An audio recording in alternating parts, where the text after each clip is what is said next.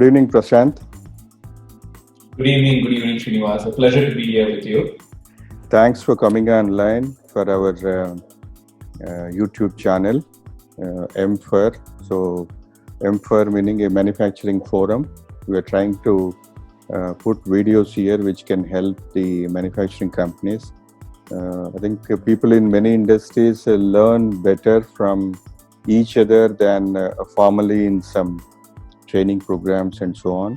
So we thought we'll share the experiences of senior people and technology people like you, so that the viewers can benefit from that. Pleasure. Thank you for having me here. Today, the pandemic has changed the way many companies work and individuals work. You think companies should look at totally transforming the way in which they are approaching their business? You think it is possible? Maybe using some of the, like the way you have put it, I think getting into more data and probably use the technology tools that are available today. You think companies should attempt that, transforming their businesses? Absolutely. It goes without saying. So I'll just probably bring out a quote from Ernest Hemingway. How do we go bankrupt? Two ways: gradually, then suddenly. Because change always creeps up on us, and to use that often quoted example of the frog in a pot of water, you gradually heat it up. It doesn't realize the temperature is changing, and it perishes even before it knows what's happening.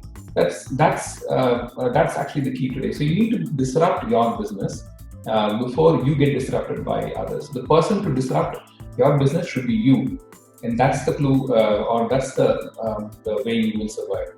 And how do you really approach this? You can approach this in probably two ways.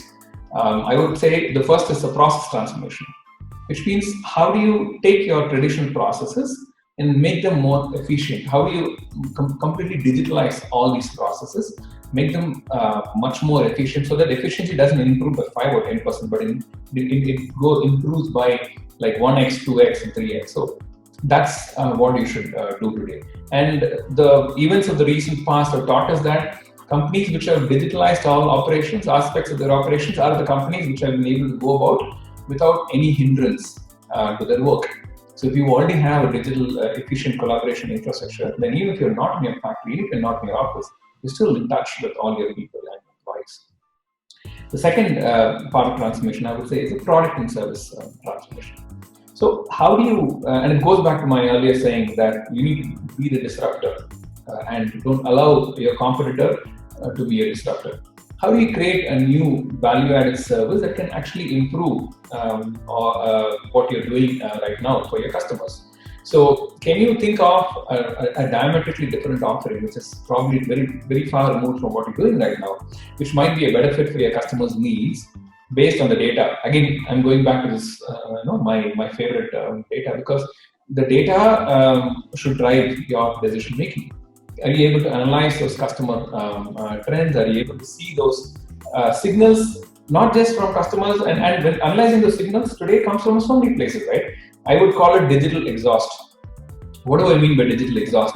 Digital exhaust is all those trails of information that you hear about in social media, information that you hear about in earnings reports of companies, information that you hear about in patent applications, information that you hear about on the internet, information that you glean from your customers, subtle shifts that you're seeing in buying patterns, changes that you're seeing to your competitors. So that's where you really arrive at product and service transformation. But to really grasp this, then you need to embrace the concept of data, and you need to put that at the very heart of your transformation. So if you put data at the heart of your transformation, and you can really look at transformation in two ways. One is the process transformation, which is your internal operations, and being more agile, being more efficient, saving money, and being more nimble.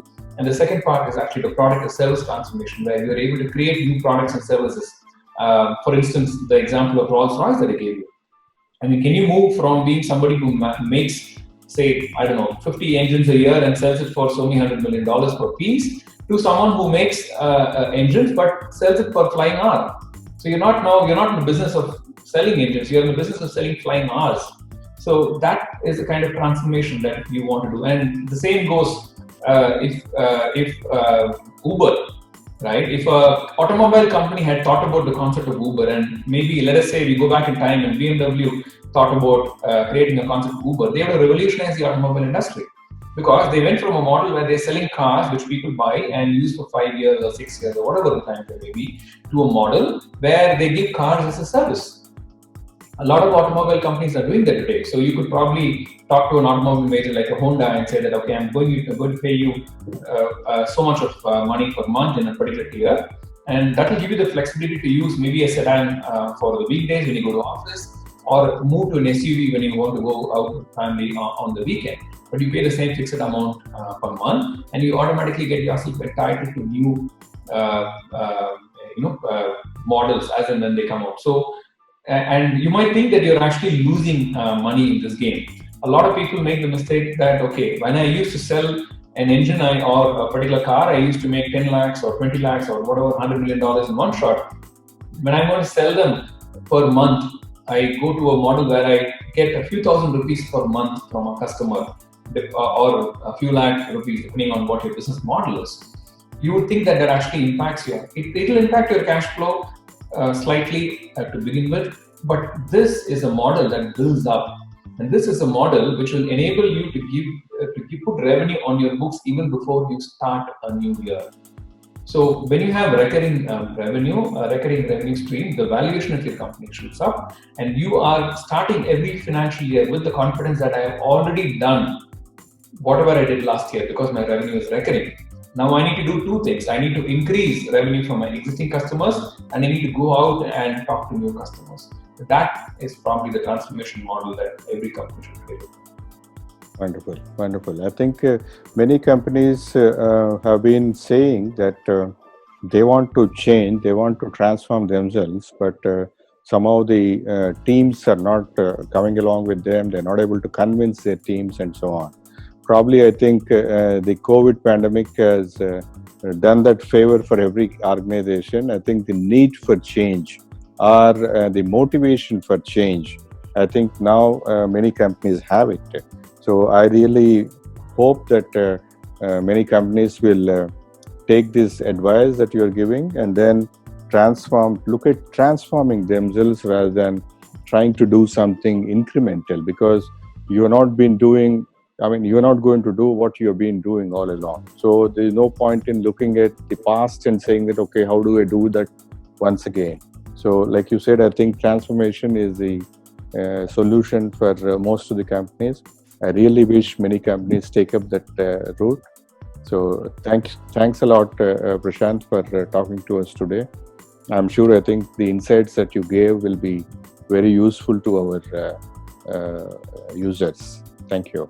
Thank you, Srinivas. I think it was a wonderful conversation. You asked some really insightful questions, and I do hope this conversation turns out to be useful for more people.